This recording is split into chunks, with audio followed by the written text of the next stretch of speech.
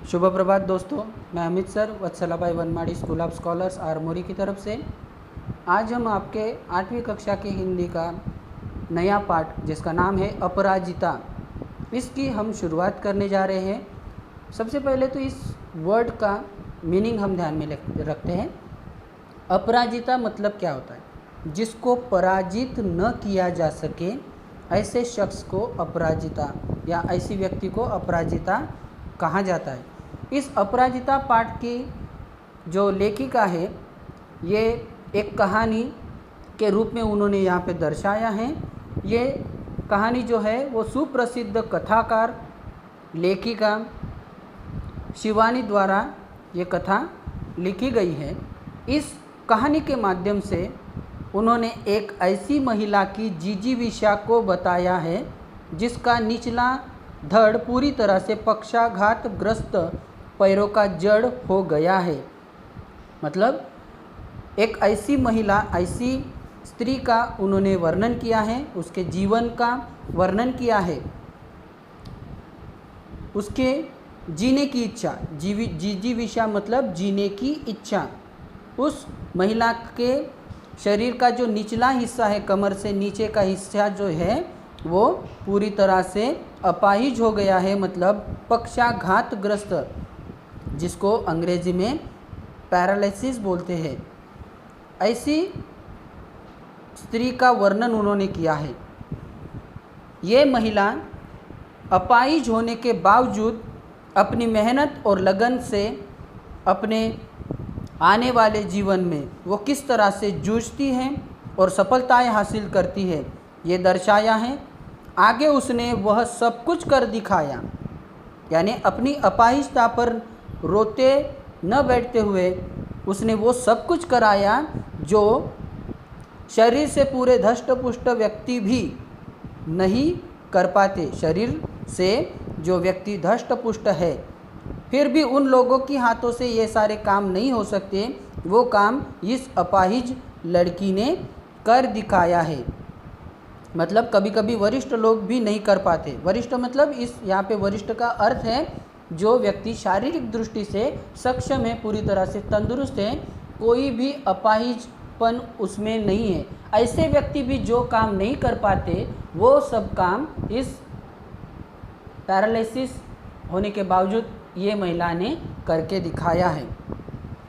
उसको इस मुकाम तक ले जाने में उसकी माँ द्वारा मिले सहयोग की प्रशंसा किए बिना कथा का कथानक व औचित्य उद्देश्यपूर्ण नहीं लगता। और उस महिला ने, उस लड़की ने आज जो मकाम हासिल किया है, उसके पीछे, उसकी सफलता के पीछे सबसे बड़ी मेहनत, सबसे बड़ा हाथ अगर किसी का है तो उसकी माँ का है। और उस माँ का गुणगान और उस माँ की स्तुति किए बिना इस कहानी को पूर्णत्व प्राप्त नहीं हो सकता, ऐसे लेखिका ने कहा है। हम पाठ में देखते हैं कि कभी कभी अचानक ही विधाता हमें ऐसे विलक्षण व्यक्तित्व से मिला देता है जिसे देख स्वयं अपने जीवन की रिक्तता बहुत छोटे लगने लगती है। क्या कहा इस वाक्य में? कभी कभी ये जो विधाता है, ईश्वर है, भगवान है, अलग अलग नामों से हम उस भगवान को मानते हैं, पूजते हैं या पुकारते हैं। वो भगवान कभी कभी हम इंसानों को ऐसे व्यक्ति से मिलवाता है कि उस व्यक्ति को देखने के बाद हमारे जीवन में कितनी रिक्तता है, अपूर्णता है, ये हमें जान पड़ती है। और हमारे पास जो भी चीज़ें हैं वो बहुत छोटी है। वो एक गाना है, आपने कभी सुना होगा, दुनिया में कितना गम है, मेरा गम तो कितना कम है। इस गाने में जो लाइन बताई गई है वो बहुत कुछ कह जाती है इंसान को मोटिवेट करने के लिए। हम हमेशा अपने अंदर जो कमियां हैं उसको इतना बड़ा लार्ज करके बताते हैं या महसूस कराते हैं, और अपने अंदर जो भी क्वालिटीज़ है उसको छुपाते हैं। अपने दुख के अंदर हम खुद के जो भी स्वप्न है उनको ढक देते हैं। अपने दुखों का इतना बड़ा मंजर खड़ा कर देते हैं कि हमारे पास ये नहीं है, वो नहीं है, इसलिए मैं पीछे रह गया, ऐसी बातें करते हैं। तो विधाता जो है हमें ऐसे इंसानों से मिलाता है, ऐसे व्यक्तियों से मिलाता है कि उन व्यक्तियों को देखने के बाद हमारे अंदर जो कमियां हैं वो बहुत ही छोटी है, छोटी महसूस लगने लगती है।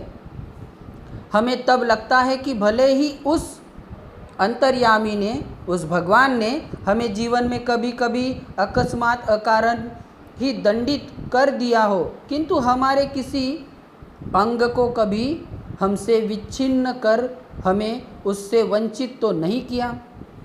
क्या कहा कि हम कभी कभी भगवान को दोषी देते हैं कि हमारे पास ये नहीं है, मेरे पास ये कमतरता है, वो कमतरता है। इस तरह से हम लड़ते हैं, भगवान से जूझते हैं।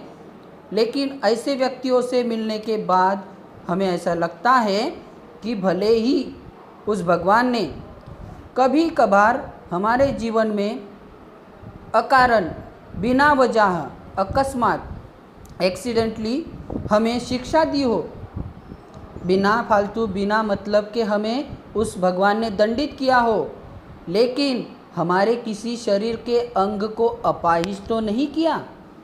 हम बोलते ना, आज हमारे पास पैसा नहीं है, मायूस होकर हम बैठे रहते, लेकिन जिन भिखारियों को देखने के बाद, जिनको 2 वक्त का खाना नहीं मिलता, उनको देखने के बाद हमको लगता है ना कि आज हमारे पास पैसा नहीं है, भगवान ने हमसे सारी दौलत छीन ली है, लेकिन हमारे हाथ पैर तो सलामत हैं।